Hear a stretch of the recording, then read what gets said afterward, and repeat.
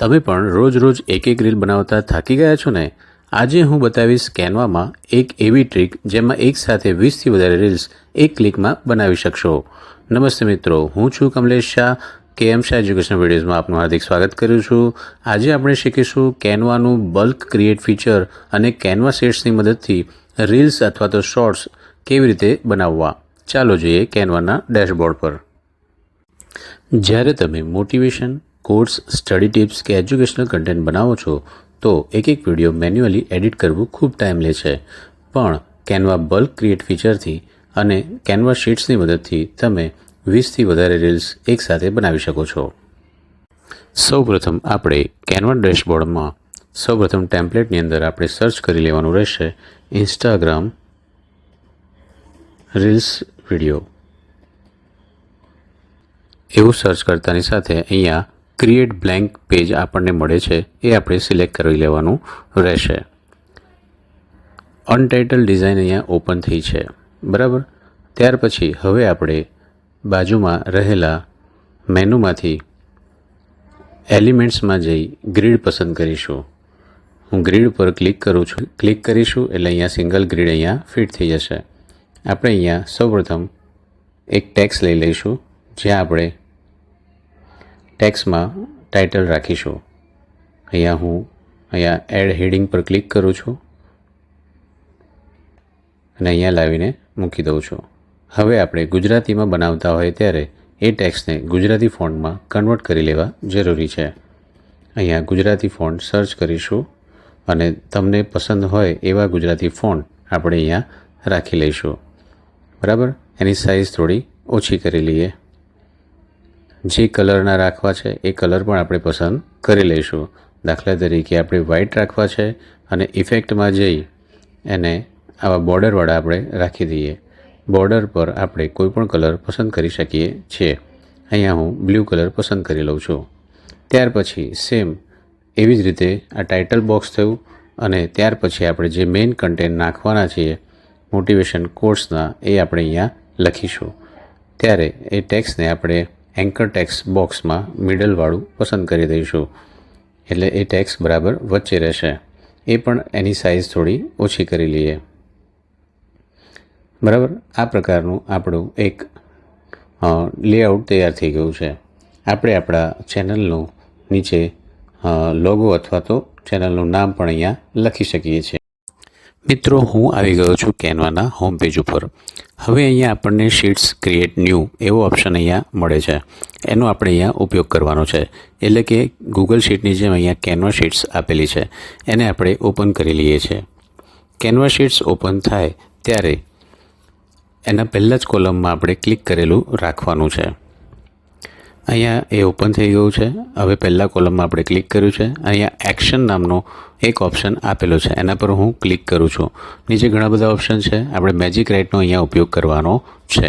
અહીંયા એક પ્રોમ્પ્ટ આપણે લખવાનો છે, જેની અંદર હું લખેલું છે કે આ પ્રોમ્પ્ટ હું તમને નીચે કમેન્ટ બોક્સમાં ચોક્કસથી આપીશ. અહીંયા મેં લખ્યું છે કે પહેલા કોલમની અંદર મને ટાઇટલ આપો, બીજા કોલમની અંદર એને લગતી ઉક્તિ આપો, બરાબર. હવે એને એન્ટર કરું છું તો તમે જોઈ શકો છો શીર્ષક અને ઉક્તિઓ અહીંયા મને મળી ગઈ છે. લગભગ 20 જેટલી ઉક્તિઓ આપણે એની પાસે લખાવી છે. તમે જોઈ શકો છો કેનવાના મેજિક રાઇટની અંદર કેટલું ઝડપથી આપણને લખીને આપે છે. ત્યાર પછી આપણે એને એન્ટર કરીને અહીંયા મેળવી લેવાના રહેશે. એટલે તમામ ઉક્તિઓ અહીંયા આવી ગઈ છે.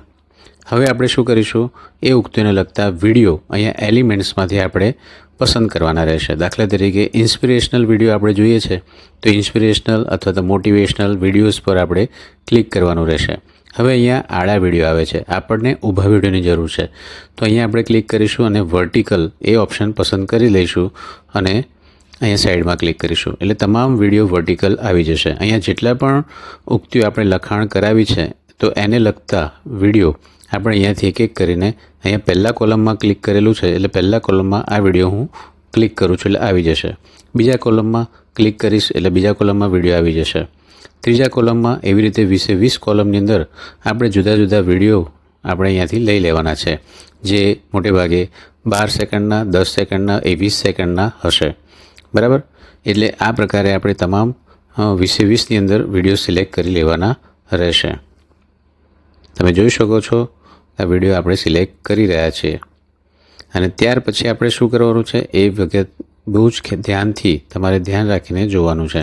તમે જોઈ શકો છો એમ આપણે તમામ વિડીયો સિલેક્ટ કરી દીધા છે. હવે આપણે અહીંયા 3 કોલમો લીધેલા છે, બરાબર. એને આપણે શિફ્ટની મદદથી તમામ કોલમ અને તમામ રો સિલેક્ટ કરી લેવાના રહેશે. શિફ્ટ દબાવીને સિલેક્ટ કરવાના રહેશે અને આપણે એને સિલેક્ટ કરી લઈએ.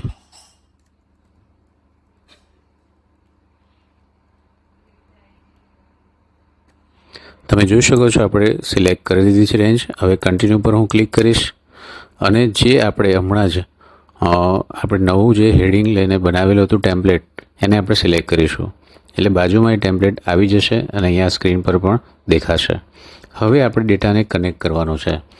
પહેલાં જ ટેક્સ્ટ સાથે ડેટાને કનેક્ટ કરીશું, જ્યાં આપણે શીર્ષકને કનેક્ટ કરીશું અને બીજા ડેટાને ઉક્તિ સાથે કનેક્ટ કરીશું. આવી રીતે ડેટા આપણે અહીંયા કનેક્ટ થઈ ગયા પછી શીર્ષક અને ઉક્તિ આ 2 કોલમ આપણે સિલેક્ટ કરી છે એ આપણને અહીંયા દેખાય છે. ત્યાર પછી વિડીયોને આપણે જે છે એ વિડીયો સાથે કનેક્ટ કરી લેવાનો રહેશે. હવે અહીંયા શું થશે, ક્રિએટ 20 ડિઝાઇન પર ક્લિક કરીશ તો એક સાથે 20 એક જ જગ્યા પર બની જશે.